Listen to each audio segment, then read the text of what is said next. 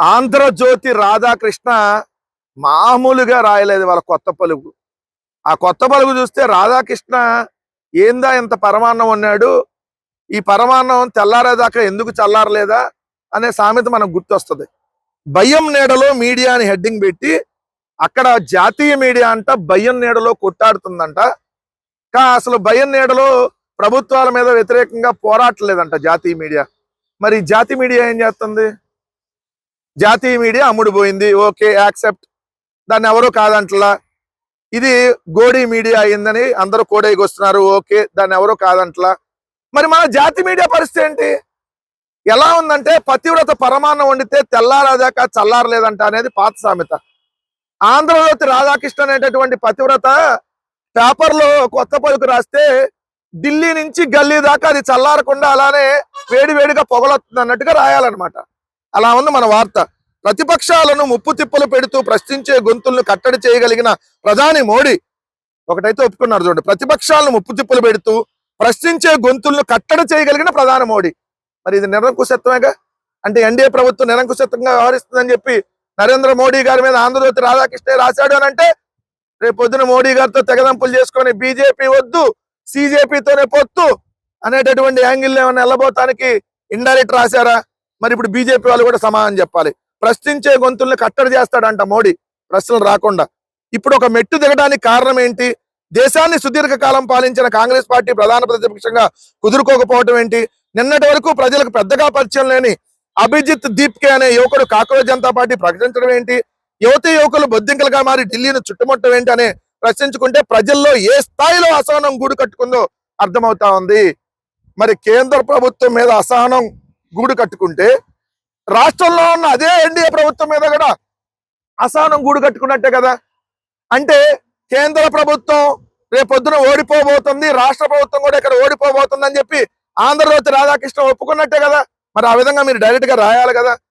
NDA ప్రభుత్వం రేపొద్దున రాజు అధికారంలోకి, వాళ్ళ మీద తీవ్ర స్థాయిలో అసహనం ఉంది, అసహనం గూడు కట్టుకుందని చెప్పి రాధాకృష్ణ వార్త రాసినప్పుడు ఖచ్చితంగా మనం దాన్ని భావించాలి కదా. మరి వాళ్ళ ప్రభుత్వంలో ఉండి అతనే రాస్తున్నప్పుడు. రెండు, ఇక్కడ చూస్తే మీడియా సంస్థలు భయం నీడలో పనిచేస్తున్నాయి, ప్రభుత్వాలను ఎదిరించి నిలబడలేని స్థితిలో ఉన్నాయి.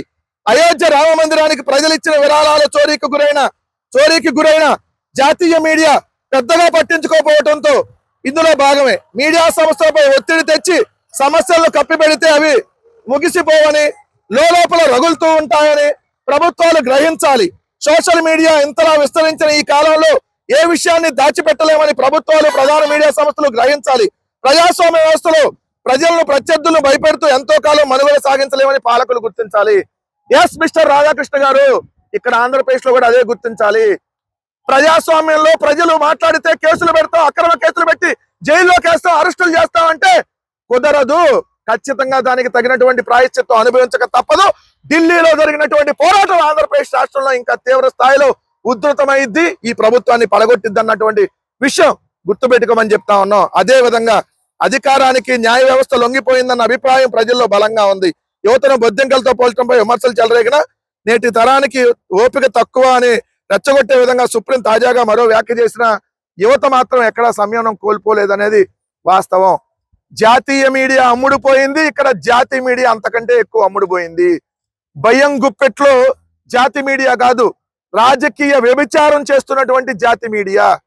పత్రికలు అనేటటువంటిది పూర్తిగా పక్కన పెట్టి, మీడియా అనేది పూర్తిగా పక్కన పెట్టి, ఏదైతే చంద్రబాబు నాయుడు గారి కోసం నడి రోడ్డు మీద నగ్నంగా ఏ లత్కోర్ పనైనా చేసేటటువంటి రాధాకృష్ణకు సంబంధించినటువంటి మీడియా ఈ రోజు నీతి వ్యాఖ్యలు పలుకుతూ పతివ్రత పరమాణం వండినట్టుగా ఈ రాధాకృష్ణ పరమాణం వండుతూ రాస్తున్నటువంటి వార్తలు ఖచ్చితంగా ఈ రోజు మీడియా అనేది నిష్పక్షపాతంగా ఉండకుండా ఒక రాజకీయ పార్టీలకు తొత్తులుగా మారి ఇష్టం వచ్చినట్టుగా ఏదైతే రాజకీయ బ్రోకరిజం చేస్తున్నది వాస్తవం. రాధాకృష్ణ చెప్పకనే జాతీయ మీడియాను ఉద్దేశిస్తూ తన జాతీయ మీడియా ఎలాంటి లత్కోరు పనులు చేస్తుందో ఇండైరెక్ట్ గానే ఒప్పుకున్నట్టుగా మనం దీనిలో భావించాలి.